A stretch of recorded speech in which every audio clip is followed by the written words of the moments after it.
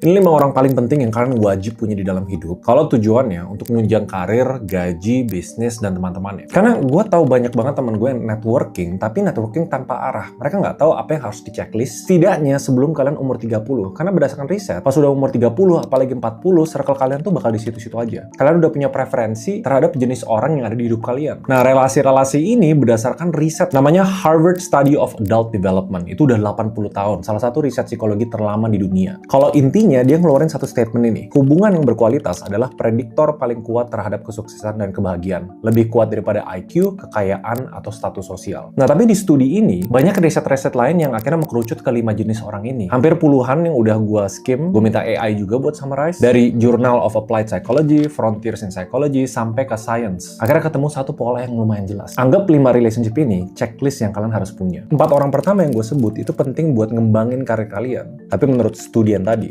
orang yang nomor 1 itu yang paling kalian butuhin, bahkan kalau 4-nya itu nggak ada. Jadi kalian harus nonton sampai habis. Tapi gue langsung spill orang yang paling penting, orang yang ngingetin kalian untuk subscribe channel ini. Oke, bercanda karena gue udah lama banget yang ngelakuin itu. Kita langsung mulai dari orang ranking kelima, The Mentee. Nah, ini studi berdasarkan The Prodigy Effect. Risetnya dari Educational Psychology Review di 2018. Orang yang belajar atau berkembang dalam karir dengan tujuan untuk ngajarin orang lain jauh lebih bisa memahami materi, skill, dan ilmu yang lebih lama dibanding orang-orang yang nggak berniat untuk ngajarin ke orang lain. Karena ada switch di otak kita ya, pas kita menerima informasi dan kita belajar, itu ibarat kita beli 10 baju, 10 bajunya berserakan. Nanti pas skillnya butuh dipakai, baru ibarat kita ambil baju dari tumpukan itu. Nah, tapi kalau kita punya relasi sama orang dan dia sebagai mentee, pas kita ngajarin dia, sebelum kita butuh skill itu, ibarat baju-bajunya udah tertumpuk rapi, udah berdasarkan warna sama berdasarkan occasion. Karena Richard Feynman, dia pernah bilang, kalau lu belum bisa ngejelasin skill atau ilmu lu ke orang dengan mudah, artinya lu belum cukup paham. Dan enaknya relasi sama orang yang kalian anggap sebagai mentee, selain dari amal dan memperdalam ilmu, menurut studi di 2006, meta-analisis dari Allen dan Abby, mayoritas orang dalam karirnya bakal lebih puas, lebih loyal, dan lebih punya sense of purpose. Jadi setiap orang harus punya relasi yang bentuknya mentee. Mau itu adik kalian, adik kelas, atau kalau kalian suka dede-dedean. Jadi itu orang ranking kelima yang paling penting kalian harus punya sebelum umur 30. Nah, yang ranking keempat itu namanya The Striver Circle. Ini temen yang harus selevel, tapi punya ambisi buat pengen naik. Beda sama kalau kalian nyari orang sukses atau nyari mentor. Psikologi sosial ngajarin ini yang namanya Social Comparison Theory. Kenapa orang ini penting? Karena kita nggak ngebandingin berdasarkan tujuan, tapi kita ngebandingin berdasarkan progress. Balik lagi ke riset dari Frontiers in Psychology di 2020. Nunjukin karir social support atau orang sepantaran yang sama-sama pengen naik level, itu punya efek langsung ke adaptabilitas karir. Atau seberapa cepat kalian belajar hal baru, kalian ambil responsibility baru. Nah, tapi titik pentingnya di sini, itu bukan orang yang sudah sukses, tapi orang yang kalian bisa lihat sebagai sepantaran. Salah satu kriteria penting dari The Striver Circle, itu kalian membandingkan progress. Kayak kalian jadi punya rival yang sehat, bukan bandingin gue udah di titik mana, tapi seberapa efektif gue berprogres. Nah, kita masuk ke teman di ranking 3. Ini yang menurut gue lumayan unik, dan banyak orang nggak paham pas mereka ngelakuin networking, yang namanya The Connector, berdasarkan prinsip weak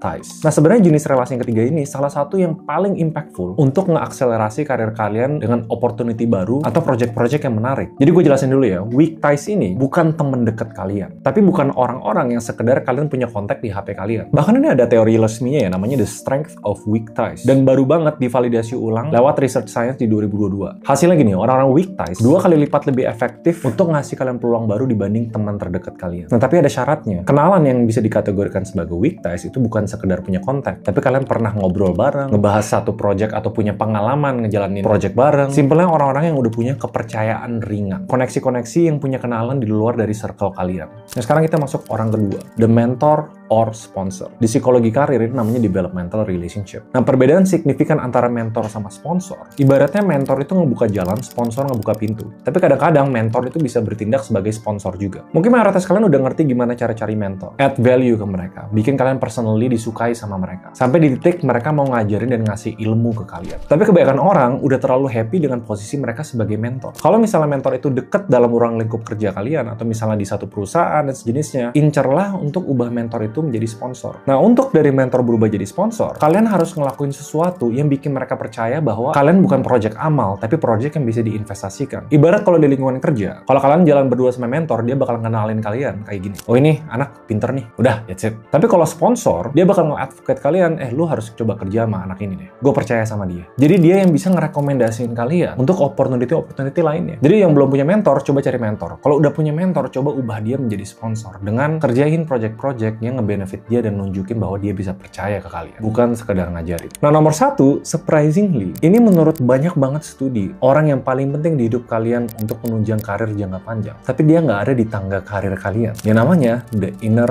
circle. Keempat yang tadi gue sebutin sebelumnya, itu orang-orang yang bakal bikin kalian grow, ngebuka opportunity, memperdalam ilmu, sampai kalian berkembang ke depan. Nah, tapi the inner circle adalah jenis orang-orang yang bakal bikin kalian tetap waras. Karena kita suka lupa di tangga karir. Orang kalau ngeliat short term, ya udah cari orang yang bisa kasih kita opportunity, that's it. Bikin kita lebih pintar, lompat-lompat pekerjaan. Tapi karir itu sesuatu yang kalian bakal spend the rest of your life, bisa berpuluh-puluh tahun. Dan akhirnya didukung sama studi Gallup Workplace Report di 2022. Dia bilang, karyawan yang punya best friend di ruang kerja, itu engagementnya 7 kali lipat lebih tinggi dan produktivitasnya 12% lebih tinggi. Dan sementara di studi BMC Public Health 2023, dia nunjukin social support itu faktor paling kuat yang nentuin karir adaptability sama mental well-being secara jangka panjang. Nah, hal paling simple yang kalian bisa tarik dari sini, ini bukan orang yang tepuk tangan pas kalian growing, bukan kayak 4 orang sebelumnya, tapi orang yang justru bakal ada di samping lu pas lu lagi susah-susahnya. Dan ternyata menurut studi, termasuk studi terlama di dunia, orang ini yang paling penting. Jadi simpelnya dari 5 yang tadi gue udah sebutin, setidaknya masing-masing tuh punya satu orang yang kalian bisa checklist sebelum karir kalian mulai stabil. Karena implikasinya, kalau misalnya kalian semua jalanin sendiri, tanpa ada teman-teman yang nunjang karir atau nunjang perkembangan diri kalian, simulasi kasarnya perbedaan gaji kalian itu bisa 3 kali lipat. Dan fun fact-nya, bukan cuma gaji, kebahagiaan dan kepuasan dalam karir kalian bisa 5 kali lipatnya. Tapi menurut kalian gimana? Ada nggak orang-orang yang gue sebutin di checklist ini yang kalian belum punya? Atau orang-orang di sekitar kalian yang ternyata masuk ke kategori 5 ini, tapi kalian nggak sadar dan kalian nggak appreciate mereka? Menurut kalian gimana? See you guys next video, bye-bye.